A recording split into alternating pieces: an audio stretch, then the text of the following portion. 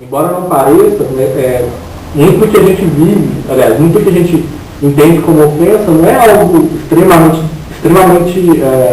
desagregador ou um evento traumático. Né?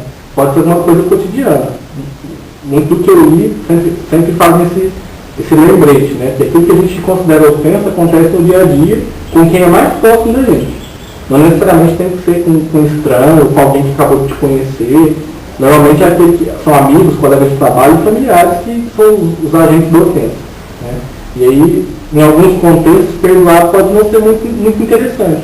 Você pensar num contexto abusivo, por exemplo, uma mulher que sofre violência doméstica, né? Se ela tem a tendência a relevar aquilo que o companheiro faz, e a gente chamar isso de perdão, a gente pode entender que essa resposta do perdão, ela não está a serviço da saúde, ela está a serviço de uma patologia. É uma das formas de entender isso.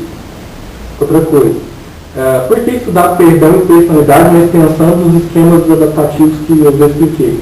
Né? Dentro dessa abordagem da terapia do esquema, quando o Young vai explicar a parte de intervenção, como ele propõe a modificação desses esquemas, um dos passos que ele coloca e estabelece é o perdão, especialmente em relação aos cuidadores.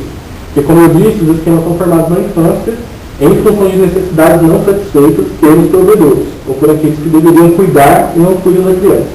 Né? E pelo que ele percebe no trabalho clínico dele, muitas vezes é muito benéfico que o paciente consiga se libertar, ou se livrar desse ressentimento que ele sente em relação a esses cuidadores. Né? Porque tudo que acontece às vezes de ruim na vida dele hoje está ligado a esses eventos passados. Só que, o Young coloca isso em um dos livros dele, né, o Reinventing Your Life, que é até um livro para ler, um livro de autoajuda, muito interessante por sinal. Só que, ele, apesar de propor isso, não fica claro, não foi feito, pelo menos até onde eu consegui pesquisar, nenhum tipo de trabalho que estude se para determinados tipos de esquema ou para determinados tipos de pessoas em que certos esquemas estão mais ativados, se existe algum tipo de relação entre esses esquemas, a disposição para perdoar, ou mesmo se é sempre benéfico perdoar, independente dos tipos de esquema que essas pessoas têm. Né? Porque tomando o exemplo que eu dei sobre um casal em que a mulher sofre violência, né? É provável, a gente pode supor que ela tem algum tipo de esquema relacionado ao abandono, muitas vezes perdoa porque não quer perder o sentido de conexão com aquele companheiro e tudo mais, em função de necessidades insatisfeitas. Né? Uma forma de interpretar. Se você pensar em um contexto abusivo, estimular o perdão nesse caso não traz benefício algum. Né? Claro que é muito simplista esse exemplo, mas é uma das formas que eu encontro para justificar o porquê importante, por que eu estou achando importante estudar disposição para perdoar e esquemas adaptativos. Né? E outra coisa, muitos dos estudos que a gente encontra de personalidade e perdão relacionam personalidade a partir do ponto de vista do Big Five, teoria dos 5 grandes fatores. Quase todos os artigos que eu encontro, mesmo os livros que falam de personalidade e perdão, eles vão buscar referências, vão falar da relação de disposição para perdoar e os 5 fatores lá de acordo com o Big Five, sendo que dentro dos 5 lá a gente sempre encontra forte correlação positiva entre disposição para perdoar e afabilidade, né? E correlação negativa forte entre disposição para perdoar e neuroticismo. Então isso é o que os estudos baseados no Big Five dizem. Então não tem nada relacionando essa parte de terapia de esquema e essa lacuna que eu pretendo preencher minimamente para esse trabalho.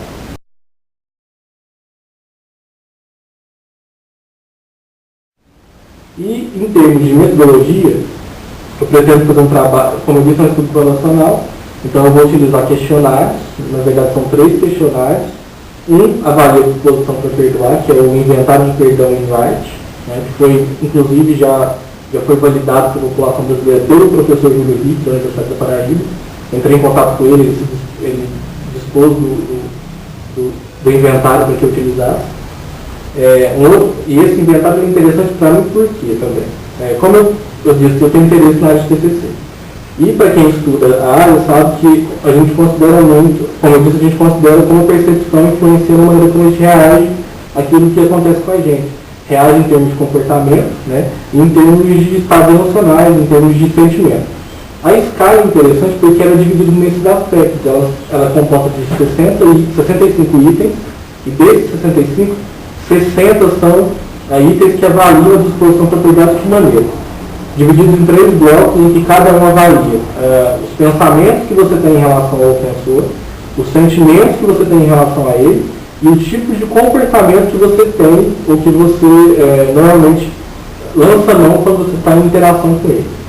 Então isso é interessante porque dá uma visão mais, eu diria, multifacetada daquilo que está acontecendo, de como você entende, ou de como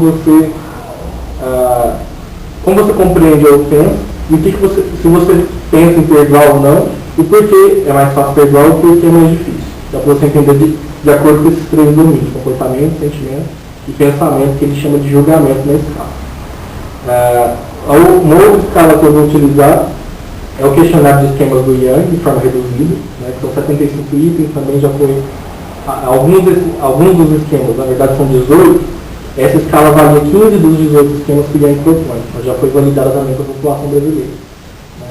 Uma outra escala também é a escala de desejabilidade social, do Crow e Marlon, né, para avaliar se a pessoa que responde aos instrumentos não está fazendo isso de modo a parecer socialmente aceitável. Né, porque muitas vezes, enquanto a gente às vezes conversava sobre o instrumento, a gente pensava muito nisso. Mas se você sabe que é um estudo sobre perdão, talvez você queira responder de modo a parecer que você é uma pessoa que perdoa mais, né? Então para tentar corrigir esse tipo de viés. Né?